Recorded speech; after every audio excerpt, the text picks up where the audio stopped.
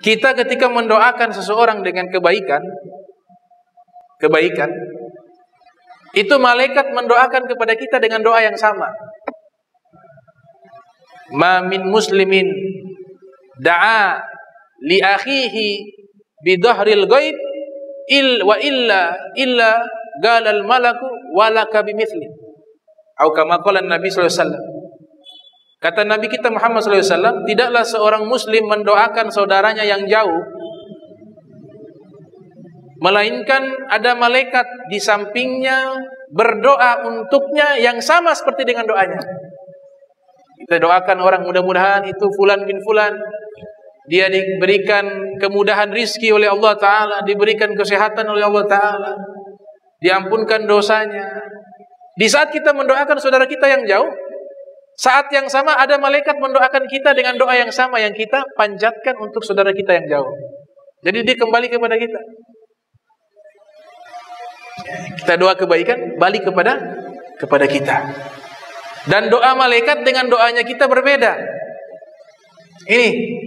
Ini satu ilmu. Kalau mau doa kita mustajab,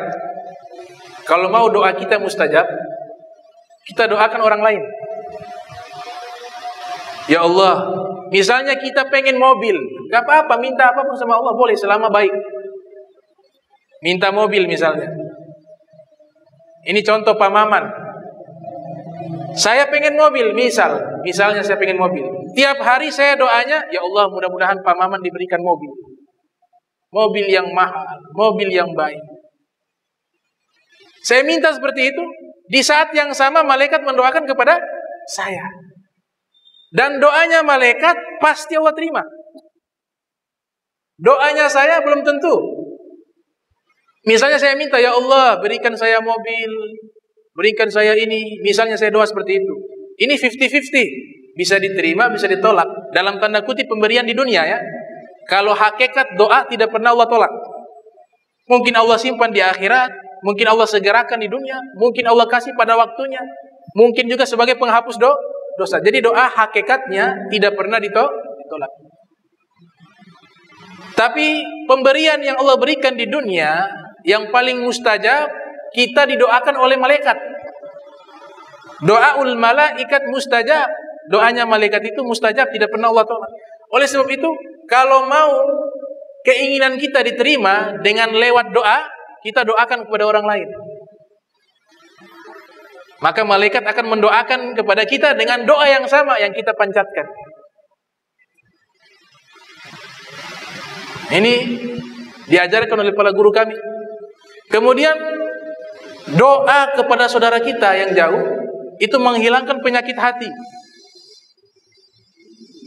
Cara menghilangkan penyakit iri hati, kullu dzi ni'matin mahsud. Dalam syair dikatakan kullu dzi ni'matin mahsud. Orang yang punya nikmat itu yang dihasuti. Biasanya orang-orang yang punya nikmat dihasuti. Dan biasanya yang dihasuti satu profesi. Ulama sama ulama. Sopir angkot sama sopir angkot. Pejabat dengan pejabat. Biasanya satu profesi. Bos dengan bos. Gak ada bos iri hati kepada pelayan. Atau pelayan iri hati kepada bos. Biasanya satu. Nah ini ilmu diajarkan oleh para guru, para asfia. Salah satu ilmu menghilangkan penyakit iri hati. Dan kita harus tahu bahwa yang namanya manusia selain para nabi, dia punya hati bisa tercemari dengan penyakit iri hati.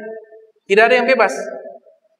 Semua manusia punya potensi ada penyakit iri hati. Hanya yang membedakan kalau orang baik, ketika ada lintasan dia lawan. Oh gak boleh ini, salah ini. Ini dimurkai oleh Allah, ini dosa. Itu orang baik. Tapi orang yang tidak baik, ketika muncul iri hati, dia ikuti iri hatinya.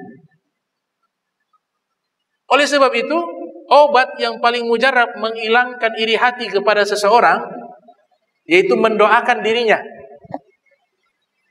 Dia punya tetangga sukses. Sama-sama usaha bersama-sama. Toko baju sama-sama.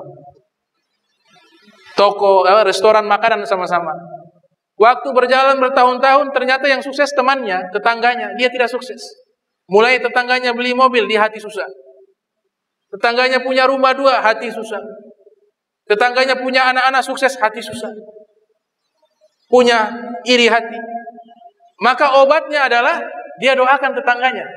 Ya Allah, kalau dia sudah sukses, kasih sukses lagi. Semua rizki engkau yang bagi, bukan saya. Ini jatah yang Allah berikan kepadanya. Maka kalau memang itu kebaikan baginya, berikan dia rizki yang tambah melimpah, tambah luas, agar dia menjadi orang yang baik, orang yang dan ampunkan jika ada dalam hati saya terlintas iri hati, karena saya hamba yang lemah, ampunkan dosa saya. Begitu caranya. Jangan diikutin. Kalau ada dalam hati penyakit hasud, nauzubillah min dzalik.